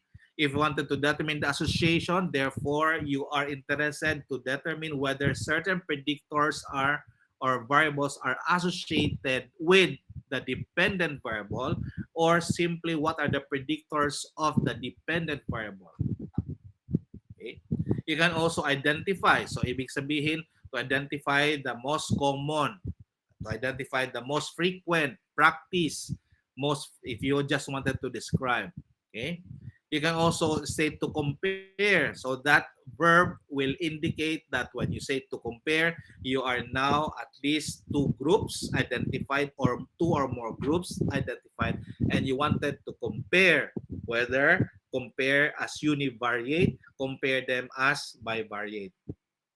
And then to determine the effectiveness of a particular drug trial, what are the effects or the efficacy measures like mortality, morbidity. I-compare mo ang effectiveness of one drug of the group receiving the drug and effectiveness of the placebo that's being received by another group. Okay? So make sure you have to specify your verbs as clearly and as specific as possible basing on your intention. Okay? So from the research objective, we match this with the title, of course, and the of the research question. Yun naman ang pinanggagalingan ng objectives natin eh. The objectives are still based from the title and research question. So for the following slides, we will have examples, title of a research, for example, the research question for that title and the objectives, and then we'll identify what specific statistical test will be recommended. Okay. So as I've said, the research objectives are matched with the title and the research question, and the research objectives have to include the general and the specific objectives. So, example of this. All right. This is the research question. Among women aged 55 to 74 years is the use of antihypertensive medications associated with breast cancer. Okay. So, what is the dependent or independent variable in this case? Associated with breast cancer. Therefore, breast cancer here is your dependent variable. And then what is the antihypertensive medications? This is a characteristic that is associated with the dependent variable. Therefore, this is your independent variable. And what is the age group that you wanted to assess? Only one, women age 55 to 74. Only one group siya. Hindi naman sinabi na tawag nito among sexes or between gender, no, that you are considering two groups. In this case, one group siya, age nga lang niya is 55 to 74, and then you are now assessing whether antihypertensive medication is the independent variable associated or as a predictor with or to a predictor of breast cancer or associated with breast cancer. So, let's assess ano yung general objective mo and the specific objectives mo for this specific type of research question. Okay? This will already guide you in terms of crafting your methodology na kasi. So the general objective is to evaluate the association between use of antihypertensive medications and breast cancer among women aged 55 to 74 years old. And then the specific objectives are, okay, look at the specific objectives as again, it will provide a guidance on what is the statistical test that you will be using. The first specific objective, to describe the baseline characteristics of women aged 55 to 74. Again, the action verb is to describe. So when that is indicated as such, then you'll be using descriptive statistics.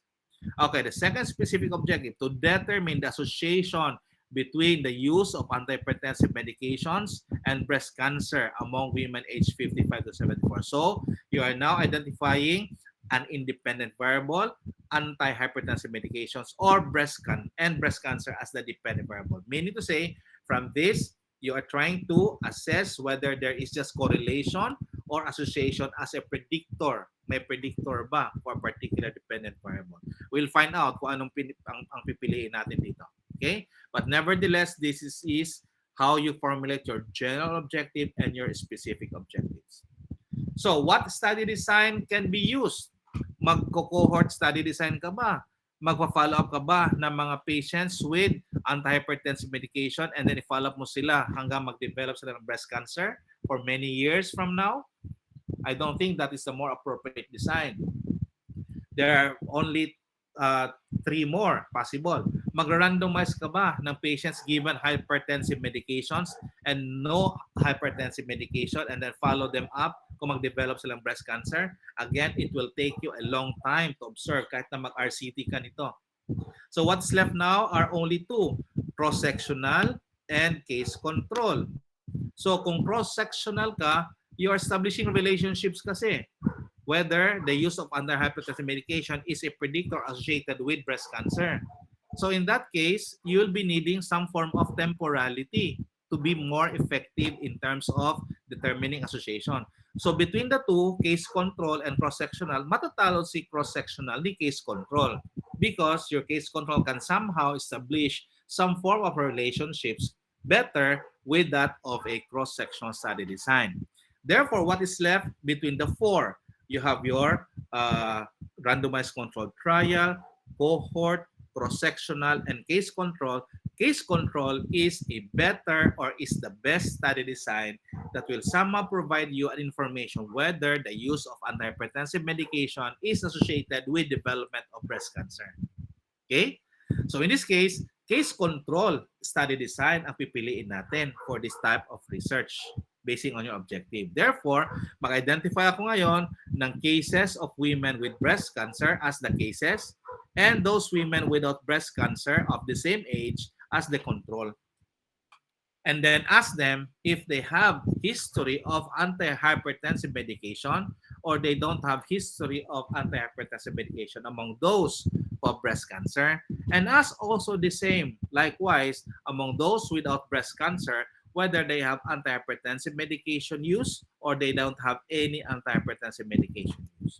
So there are four groups that will be created in this type of study design. First group, second group, third group, and fourth group. Okay? So we'll proceed. What are the variables that you will be collecting and analyzing? All right. Again, our variables can be qualitative or categorical, quantitative or numerical. Okay. So when we say qualitative or categorical, then it can be interval, it can be ordinal, or it can be nominal. Or it can be quantitative, okay? It can be numerical, it can be continuous, or it can be discrete. Kung continuous siya, interval ba siya, or ratio. Right? Okay. So, what is the analysis plan? Okay. When you say descriptive statistics, you just wanted to present and then organize and summarize the data. But when you propose certain hypotheses, then you want to draw conclusions from a population based on the data observed in a sample, then that's what you call as inferential statistics. All right? So, in terms of data analysis, anong descriptive statistics nga yung ating pwedeng magamit in terms of describing your variables? Then we can make use of frequency, percentage, or mean, median, mode, standard deviation, and range. Kung mag-perform tayo ng hypothesis testing, then we're using inferential type of statistical test. Then what we'll be using? What are the information that we'll be needing? Then we will try to estimate to assess the point estimate in terms of the odds ratio, the relative risk, or the hazards ratio. Or you can also perform chi-square using your p-values and your confidence interval. All right? So if you wanted to assess association of antihypertensive medication to that of breast cancer, then you must be interested in terms of relationships between the IV and DV that can be assessed using your odds ratio, relative risk, and hazards ratio. In short, bibilangin mo ngayon, ilan ba ang nagkaroon ng breast cancer among those patients exposed to hypertensive medication? Ilan ba sa mga patients na may breast cancer ang may exposure sa antihypertensive medication? And then ilan ba sa mga patients without breast cancer ang may history of antihypertensive medication? Then make use of the odds ratio for those of the different variables. Okay, odds ratio. Okay, and then you can also compute for your hazards ratio. But for this type of study design, odds ratio is the more appropriate statistical test rather than hazards ratio. Okay, odds ratio. So compute for the odds of those patients exposed to medication who develop breast cancer, and also compute for the odds of those receiving antihypertensive medication but without breast cancer, and you can get your odds ratio or the ratio between the two groups. So kung mayroon tayong odds ratio, then we can also compute for chi-square and your p-values and confidence interval. Okay, let's find out. The statistical analysis plan should be based again on the objectives, specific objectives of that, and the data variables that you wanted to assess. So data variables can be baseline characteristics. Again, it can be age, it can be marital status, it can be socio-demographic characteristics, it can be clinical characteristics. From there, you can identify which of these variables are independent or exposure variables. In that case, hypertensive medication use, it's a nominal yes or no type of variable. And the dependent or outcome variable is development of breast cancer. Again, it's nominal yes or no. Therefore, what do we have here? Okay, two possible categories of a categorical independent variable and two categories of your dependent variable. In short, nominal dependent, nominal independent. So anong specific statistical test ang pwede kong gawin to determine association? Oh, dapat by this time alam nyo na. Remember, meron na tayong inassign na independent and dependent. Hindi pwede si correlation. Hindi pwede si descriptive statistics. Therefore, we have to choose whether we can identify what? Regression here. Kung mag-regression tayo, it's based on what? Dependent variable. Dependent variable is nominal, dalawang outcome. Therefore, logistic regression ang gagamitin natin. Since isa lang ang gagamitin natin na variable, then it's a simple logistic regression. So that's one possible analysis. Second possible analysis is I just wanted to know association between independent and dependent but not as a predictor. In short, I just wanted to determine associations lang. In that case, categorical variable associated with a dependent categorical variable, then I can use chi-square. So nasa dalawa lang to. Chi-square ba ang gagamitin ko to determine association? Or kung prediction ang gagamitin ko, I will make use of the odds ratio. Okay? So let's find out. For specific objective number 1, saan mo kinuha si specific objective number 1, Doc? Dito. Here. These are the specific objectives, number 1 and number 2. Number 1 is to describe the baseline characteristics. And number 2, to determine the association between the use of hypertensive medicines and breast cancer. So dalawang specific objectives. Okay, let's go back. Okay, to the data variables that will be collected or the data variables that you want to collect and how you're going to analyze. So for specific objective number 1, definitely kasi to describe lang, then I'll be using descriptive statistics. Descriptive statistics will be used in order to categorize or to analyze the baseline characteristics including age, marital status, so on and so forth. Even your dependent variable can still be described first before it can be associated with the independent variable. Or the use of hypertensive medications can still be described first. Ilan yung gumamit ng hypertensive medication? Ilan yung may breast cancer? Ilan yung walang breast cancer? They can still be considered as descriptive to start with.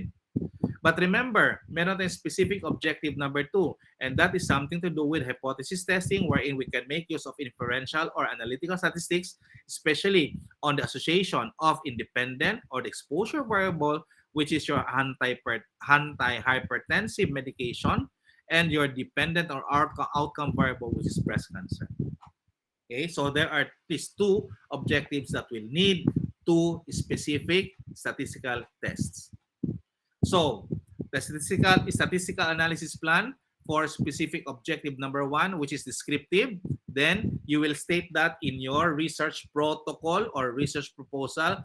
This study will describe the baseline characteristics of women aged 55 to 74 years old. Obviously, baseline characteristics. How the continuous variables such as age, BMI, total cholesterol will be described using mean, standard deviation, and range. Bakit mean, standard deviation, and range? Look at the data or the variables that you're going to analyze. Age. Age here is implied as continuous variable. BMI implied here as a continuous variable. Total cholesterol is implied as a continuous variable. Therefore, when you compare age groups, when you compare age, mean BMI, and mean cholesterol, you make use of mean, standard deviation, and range. While categorical variables such as marital status and medication history will be described using frequency and percentage. Clear? So that's your descriptive component. All right, specific objective number two, chi-square test, no, will be analyzed to determine the association of exposure of variable, hypertensive medication use, and outcome variable. The measure of association will be the odds ratio. So dalawa ang inihingi dito. Chi-square test for association and odds ratio for the independent variable on how much is the odds of developing cancer if one has hypertension medication history. The measure of association will be odds ratio with 95% confidence interval. A p-value of less than 0.05 is statistically significant. And it also includes the software that you will be using in the analysis. Are you going to use EpiInfo, or are you going to use your SPSS or JASP? You have to indicate that in your statistical analysis plan. Okay, so that's it. Compute for the descriptive statistics, compute for the chi-square test, and compute for the odds ratio. That will be presented when you already have the results. Since this is just a protocol development, then you can just indicate it in your statistical analysis plan as presented in the two slides. Is it clear? So after the statistical analysis, then you go to the limitations of the study. Then this limitation of the study is still part of the methodology. It provides information on certain conditions that are beyond the control of the researcher. Limitations of the study include the research design, the setting, the resources, no? The time limit na magsasubmit na dapat for next month tapos hindi pa naka-data collection, so gipit sa oras, no?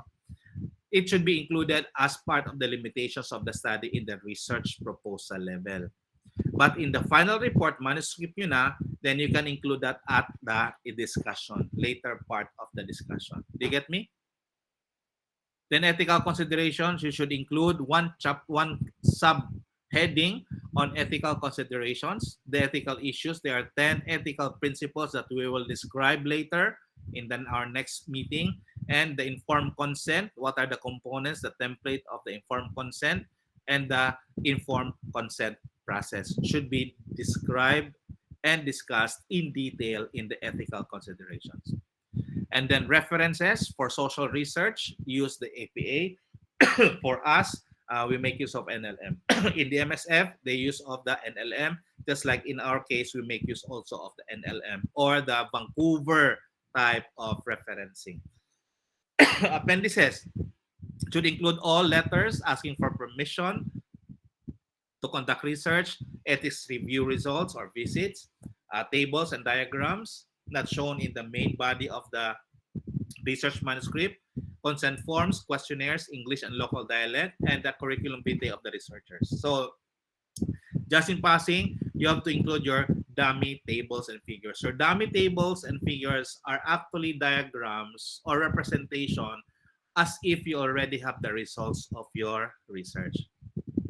Therefore, you have to present it in a manner na as much possible, kung pwede, lagyan nyo na sila ng mga entries or numerical figures doon sa table as if these are the results of your study. Okay? So most of the time, it should be one-on-one correspondence with your specific objectives. So if your specific objective is to determine the profile of patients, socio-demographic and clinical profile of patients included in the study, then therefore that should be represented by table 1. Okay, you can have two columns. The first column is the characteristics or the variables, and then include the number of participants in that research.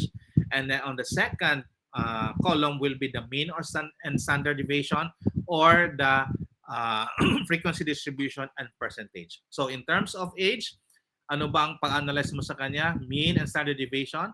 Sex, dapat proportion, number of males and females. Comorbidities also in percentages and proportion. Ejection fraction should be mean score kasi continuous variable siya. IABP use, it's one of the interventions for these types of patients. So sinamin dito na it will be yes or no, therefore proportions lang. Use or no use. Most of the time, we just indicate using this kind of procedure. So that's table 1 that will answer your specific objective number 1. Okay, if your specific objective number two is to compare characteristics between two groups, okay, then that will be presented as table 2, comparison of characteristics between group 1 and group 2. So, the same characteristics on the first column, and then group 1, ilan ang patients receiving intervention, and then group 2 receiving the placebo, for example. So you have to present the mean age of those patients receiving the drug and receiving the placebo, the sex, proportion of males and females, comorbidities, ejection fraction, so on and so forth, on each of the different groups compared, and then make use of the p-value. The p-value indicates the level of significance that we tend to see. If there is a value of equal to or less than 0.05, then the difference is significant. If the p-value is more than 0.05, then the difference is not statistically significant. We wanted to achieve there is no differences between the characteristics, no? Kasi we have not yet presented the dependent variable kasi. So if you wanted to compare two groups, make sure that there should be equal in terms of the characteristics, especially if you have a randomized controlled trial.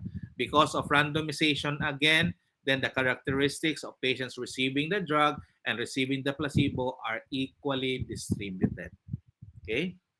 Now, third objective mo is something like this, to determine whether to determine the factors, or you can say to determine the socio-demographic and clinical factors associated with mortality among patients admitted with COVID-19. Okay? So you're going to identify patients who died, that's group 1, and then patients who are alive as group 2. So you get to identify the age of those, mean age, and the proportion. And then we can make use of your odds ratio to determine whether a particular characteristic is a predictor of mortality. And odds ratio can be part of your logistic regression. You can have an output on that using your logistic regression. Odds ratio. Okay? So the odds ratio will tell you the values. If it's equal to 1, then the odds in those receiving the exposure and those not receiving the exposure are the same. Therefore, the values in the numerator and the denominator is the same. That gives you a value of 1. An odds ratio of 1 indicates that there is no effect in terms of the exposure, antihypertensive medication, and development of breast cancer. If the odds ratio is less than 1, that means there are few breast cancers among those receiving antihypertensive medications. That indicates that your antihypertensive medication is a preventive intervention, is an effective medication in reducing in reducing breast cancer.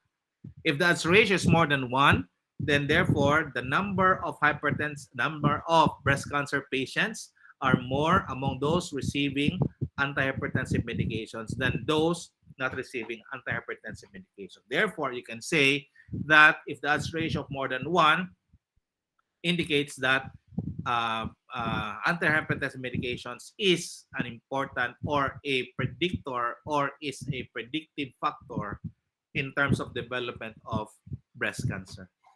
Okay, so the p-value will tell you if it's more than 0.05, it is not significant. If the p-value is less than 0.05 or equal to 0.05, then that odds ratio is statistically significant. Okay, so make sure to fill out all of the information here as if these were the results of your study. And then in terms of independent factors of a particular outcome, for example, multivariate analysis, this time including everything na, right? Among the a certain population, incorporating all the important predictors, sociodemographic and clinical predictors, considering now the effect of one predictor variable age while considering the sex, comorbidities, and the ejection fraction and IABP use, will age still remain as a predictor for mortality? Okay. Kanina, it's a univariate analysis. identifying one particular predictor to a particular outcome. But in this table, ito na yung tinatawag natin na whether a particular factor is a particular characteristic is a predictor of the dependent variable considering the presence of the other characteristics. So pag lumabas dito na si age basing on multivariate analysis, still the odds ratio is more than 1, 2.5 for example, then the odds of developing cancer is 2.5 times higher in those patients receiving antihypertensive medications than those did not receiving antihypertensive medications. Then pag sinabi dito na male, odds ratio, di kasali si male sa breast cancer. Just for example lang. Or for example, sa COVID-19 to, in terms of mortality sa COVID-19. Okay? If the patient is male and the odds ratio here is 3.5, therefore, if the patient is a male patient, then the risk of developing mortality is 3.5 times higher than those patients that are female. So that will be the interpretation of your odds ratio. Okay? So ito, sinabi ito, univariate analysis and multivariate analysis, pwede rin. Again, depending on your specific objectives. Ha? So kung relationships, pwede din scatter plot in correlation between one variable and another variable. So itong variable 1 mo can be your age, and this can be your age, and then ito naman yung for example yung sex, no, depending on the variables. And you also have accuracy, no, yung sensitivity, specificity, when you have the receiver operator curve, no, that is indicated for accuracy of variables. And kung survival, yan, in terms of cohort study designs, retrospective cohort man siya or prospective cohort or ambispective, then you can also provide an information on the number of patients that have survived given a particular intervention. No? For in this case, those patients given portal vein thrombosis, and then those patients without and with portal vein thrombosis. These are two groups being compared. And as far as how many of them have died until, let's say, for example, 100 days from the intervention. Okay? So those are measures of survival estimates if you wanted to know how many patients have been alive given a particular intervention or a particular characteristics. So that's it. I think I am already done with the lecture on the methodology. Parang natapos na natin siya. On our next meeting, we'll now be focusing on your qualitative type of research and mixed methods of research. And also, we will be discussing our, tawag nito, yung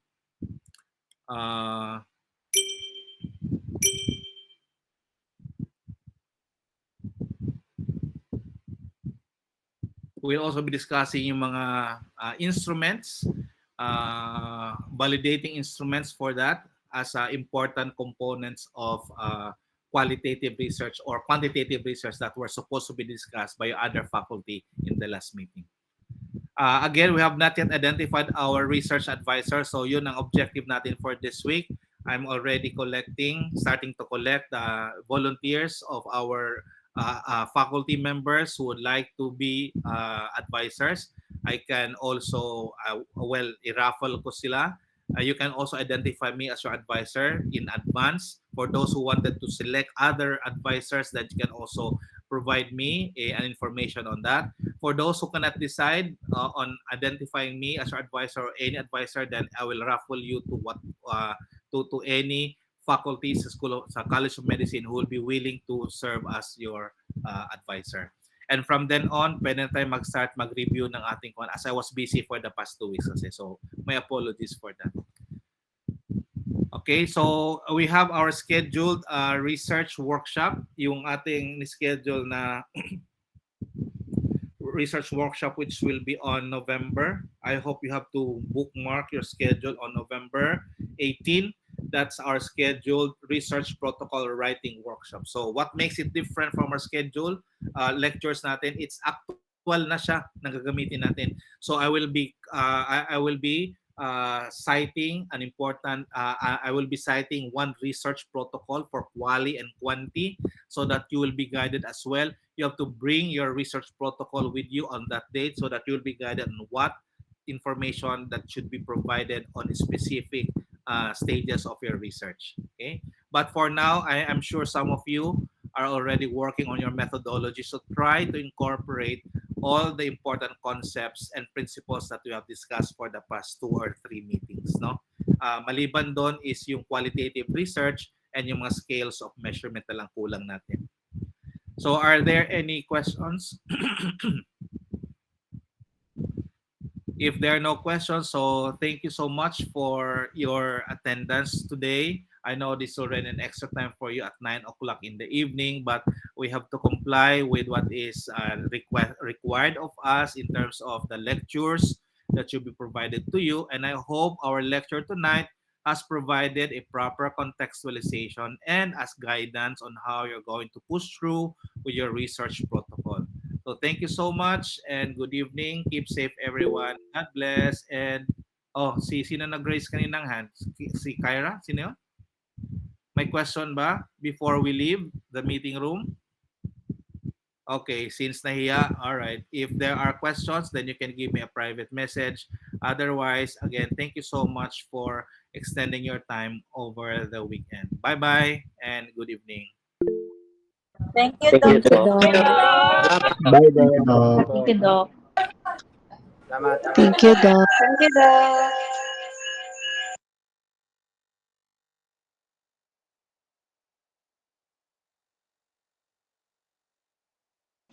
Bye, Doc. Tapos wala na siya. Ay, wala na.